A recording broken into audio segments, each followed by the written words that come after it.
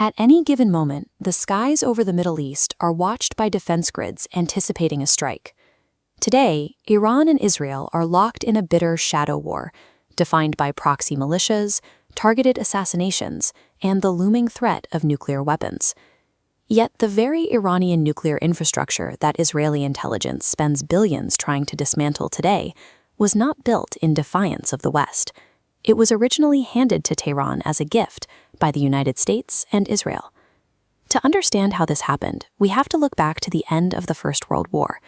The collapse of the Ottoman Empire erased the old borders of the Middle East, sparking a massive surge in Arab nationalism as newly independent states began asserting their collective identity. This sudden redrawing of the map created a massive power vacuum. For the non-Arab minorities left in the region, this rising, unified Arab coalition was viewed as an immediate, terrifying threat to their survival. In Tehran, the Shah of Iran looked at the unifying Arab states and saw a direct challenge to his authority. He feared this pan-Arab movement would dilute Persian influence over the Gulf and suppress Iran's Shia Muslim majority. A few hundred miles away, the newly established State of Israel faced an even more acute crisis. Surrounded by these exact same Arab nations, Israel fought off immediate military campaigns aimed at its complete erasure. Leaders like Egypt's Gamal Abdel Nasser galvanized the Arab world, making the region increasingly hostile to outsiders. Facing complete isolation, Israel's first prime minister, David Ben-Gurion, formulated a survival strategy known as the Peripheral Doctrine. The logic was strictly geographic. If Israel could not make peace with its immediate, hostile neighbors, it would leapfrog them entirely and build alliances with the non-Arab states sitting on the outer edges of the Middle East. Iran was the largest and most powerful of those outer edge states. Driven by a shared vulnerability to the Arab majority, the Jewish state and the Persian monarchy quietly set aside their religious differences and forged a highly secretive, pragmatic pact.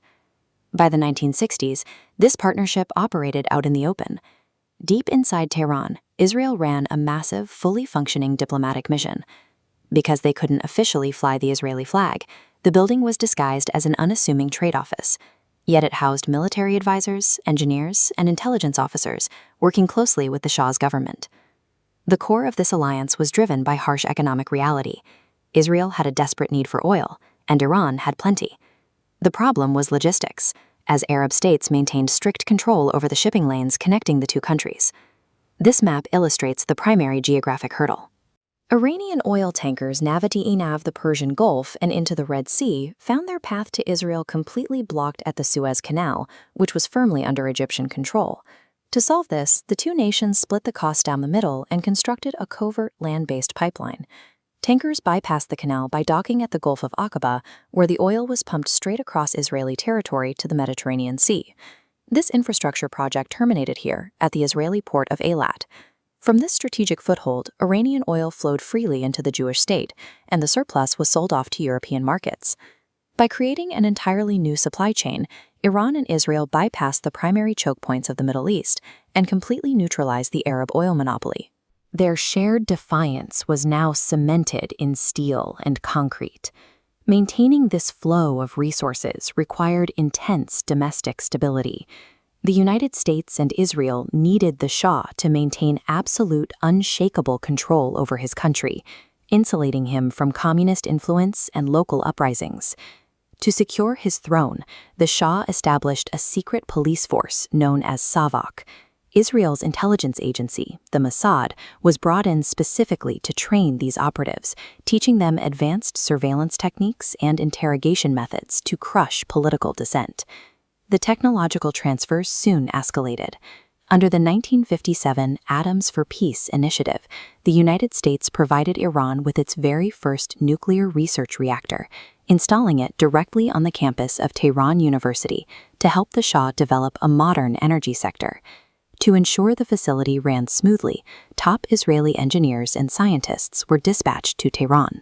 They spent years working side by side with Iranian researchers, actively training the first generation of the very nuclear scientists that Israel tracks down today. In their desperation to fortify a friendly regime against a common enemy, transferred advanced weaponry, shared intelligence frameworks, and atomic technology. They successfully built an industrialized, highly capable regional power. In 1979, the geopolitical calculation collapsed. The Ayatollah Khomeini successfully overthrew the Shah, immediately transforming the secular Persian monarchy into a hardline Islamic republic. The new regime completely severed ties with the West. Khomeini declared Israel an enemy of Islam, and within weeks, furious protesters overran the secret Israeli trade office in Tehran, replacing its signage with the Palestinian flag. Yet the strict religious ideology of the new republic almost immediately collided with the harsh realities of war. When neighboring Iraq invaded Iran in 1980, Khomeini's forces found themselves cut off from international supply lines and desperate for weapons to fight off the assault. In a display of geopolitical pragmatism, Israel stepped in to arm them. Despite Khomeini's fierce public hatred, Israeli leadership secretly sold anti-tank missiles and aircraft parts to the new Islamic Republic. They reasoned that keeping Iraq bogged down in a grueling conflict was more important than ideological purity. The logic of the Peripheral Doctrine was so deeply ingrained in Israeli military strategy that they willingly supplied a sworn enemy, opting for a short-term tactical advantage over their immediate Arab neighbor. When the Iran-Iraq War finally ground to a halt in 1990, the map had changed once again. The traditional Arab military coalition that had threatened Israel since its inception was heavily fractured, but Iran emerged battle-hardened and highly militarized.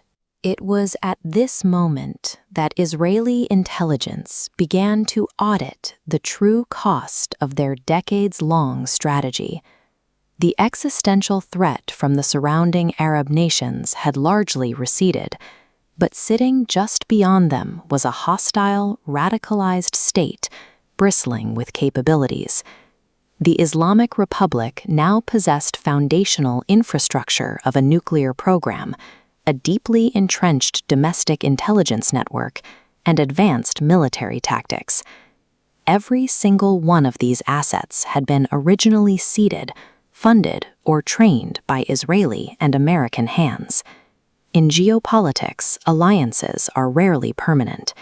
By providing the tools for the Shah to survive the 20th century, Israel provided the blueprint for their primary 21st century adversary.